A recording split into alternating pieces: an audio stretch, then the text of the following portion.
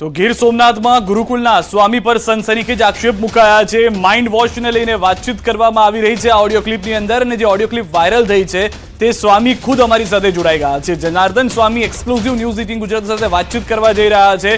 જે આખી audio clip viral થઈ છે તેને લઈને સૌથી પહેલા તેમની પ્રતિક્રિયા લેવાનો પણ પ્રયાસ કરીશું. જનાર્દન સ્વામી, સ્વાગત છે સૌથી પહેલા તો આપનું ન્યૂઝ 18 ગુજરાતી પર.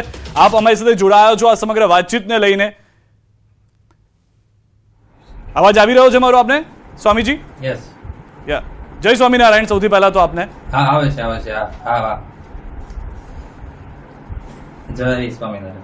હવે આખી જે ઓડિયો ક્લિપ વાયરલ થઈ છે એના પર સૌથી પહેલી પ્રતિક્રિયા આપની શું છે? શું કહેવા માંગી રહ્યા હતા આપ? કઈ રીતે રજૂ કરવામાં આવ્યું છે તેને? પછી બાકીની વાત આગળ કરીશું આપણે.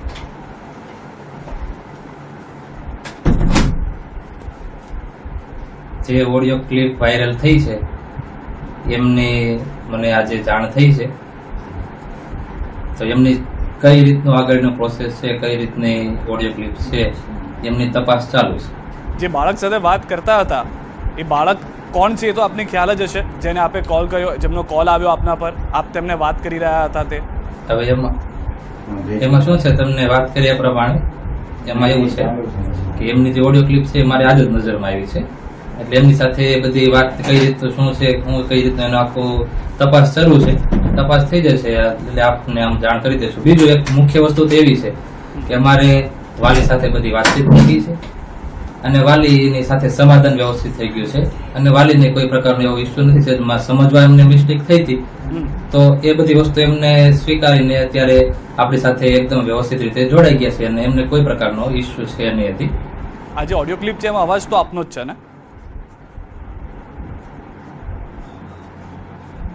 એમાં શું છે, તપાસ શરૂ છે એટલે અમારે વાલી સાથે બધી ડિસ્કસ થઈ ગઈ છે અને વાતચીત શરૂ છે એટલે વાલીને હવે કોઈ પ્રકારનો ઇસ્યુ નથી. અને બીજું એવું છે કે જે બાળકને સાધુ બનાવવાની વાત આપણે આવે છે, તો સાધુ બનાવવામાં તો એ વસ્તુ હોય છે કે કોઈના કહેવાથી કોઈ સાધુ બનતું નથી. સ્વામીજી માફી માંગુ છું, આપને વચ્ચે રોકી રહ્યો છું. બે વસ્તુ છે, એક તરફ આપ કહી રહ્યા છો કે સમાધાન થઈ ગયું છે, બીજી તરફ આપ કહી રહ્યા છો તપાસ ચાલી રહી છે. કઈ રીતે સમજવું આને? ભક્તો હાલમાં વિચાર વિમર્શમાં છે. નહીં તપાસની વાત એવી છે, નહીં વિચાર વિમર્શમાં કોઈ રહેશે નહીં.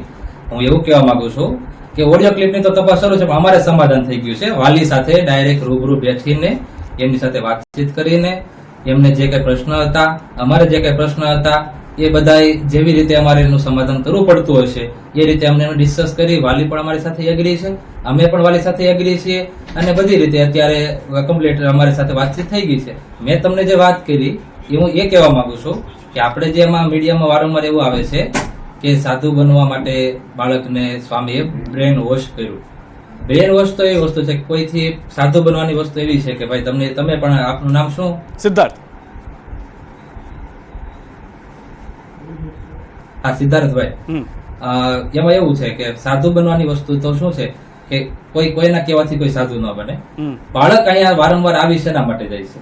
અમારો મુખ્ય પ્રશ્ન એ આપણે મુખ્ય બધાને મનમાં માઇન્ડમાં ચર્ચા એ હોય છે કે બાળકના વાલી એવું કહે છે કે ભાઈ જ્યાં બાળક રહે છે ત્યાં વારે વારે આવી જાય છે અને તમે એમનું બ્રેન વોશ કર્યું હોય છે, એમને સાધુ બનવા માટે આવે છે ત્યાં, બરાબર?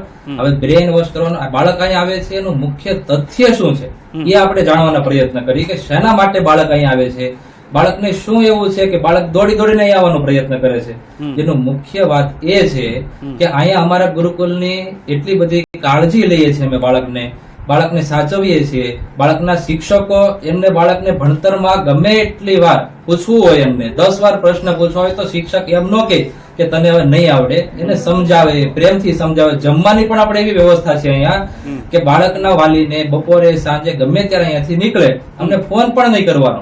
બાળક જમતો હોય એમની સાથે બેસી જવાનું અને બાળકના ઘર કરતા પણ સવાઈઓમાં જમવાનું આપીએ છીએ. બાળક બીમાર પડે એટલું નહીં, સિદ્ધાર્થભાઈ તમે સાંભળજો, બાળક બીમાર પડે ત્યારે પણ અમે એટલી એમની કાળજી લઈએ છીએ કે બાળક એને પુડલા બનાવી દઈએ અમે બાળકને.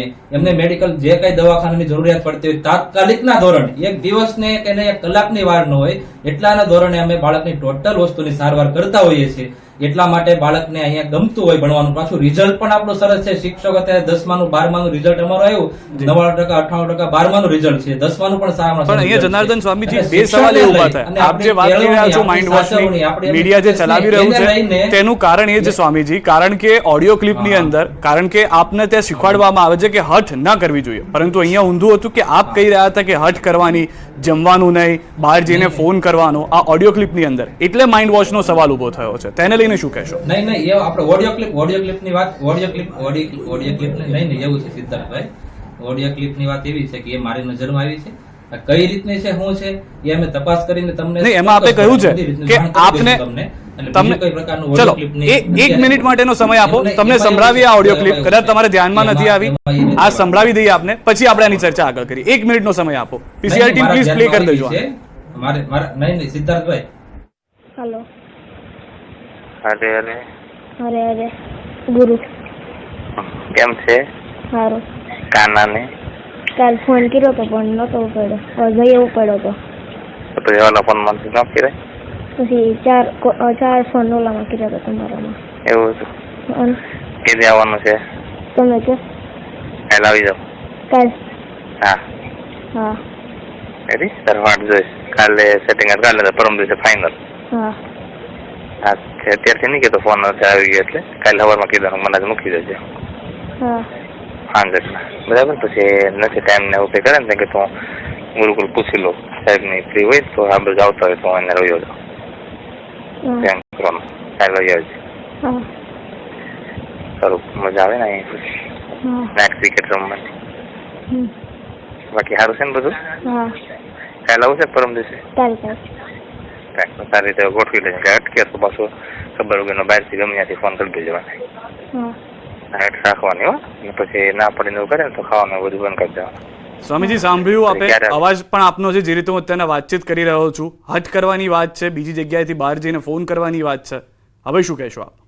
હવે નહીં એ વસ્તુ ઓડિયોની વસ્તુ એવી છે, આ વસ્તુ અમારી નજરમાં આવી છે, કઈ રીતનું છે શું છે, કાનો નામ છે, ક્રિશ નામ છે એમનું, તો બરાબર, એટલે કઈ રીતનું છે અમે તપાસ કરીને આપને ચોક્કસપણે નિર્ધડકપણે, તમે કોઈ પ્રકારનું ઇસ્યુ ન રાખો, અમે તમને ચોક્કસપણે સ્પેશિયલ વ્યવસ્થિત તમને જવાબ આપી દઈશું. આગળ તમારો કઈ પ્રશ્ન હોય તો બોલો. નાઇટ ક્રિકેટ શું છે સ્વામીજી? એ દિવસે તો કોઈ મેચનું આયોજન નહોતું, જે જાણકારી છે એ પ્રમાણે. શું શિક્ષણ છે? હા ઓકે, ચોક્કસ સિદ્ધાર્થભાઈ બહુ સરસ પ્રશ્ન પૂછ્યો તમે. આ પ્રશ્ન મારે તમને કહેવાનો હતો, ગમ્યો મને તમને, તમારો પ્રશ્ન બહુ ગમ્યો, એટલા માટે કે નાઇટ ક્રિકેટ અમારે અત્યારે બહુ ચર્ચામાં ચડી છે, બરાબર. હવે આમાં બહારના માણસો પબ્લિક શું સમજે નાઇટ ક્રિકેટ શું? કારણ કે મેં કાલે વિડીયો કરતા મેં કઈ પરમ દિવસે કઈક ન્યૂઝમાં જોયું હતું, એમાં મુખ્ય હાઇલાઇટમાં નાઇટ ક્રિકેટ આવી હતી. હવે નાઇટ ક્રિકેટ તમારા સંસારીઓને કદાચ તમારે જે ભાવ કાઢતા હોય, નાઇટ ક્રિકેટ અમારા સંસારમાં એ જ હોય કે નાઇટ મેચ રમવાની હોય, પણ એ દિવસે કોઈ નાઇટ મેચનું આયોજન ત્યાં નહોતું, મને જે જાણકારી છે એ પ્રમાણે. નહીં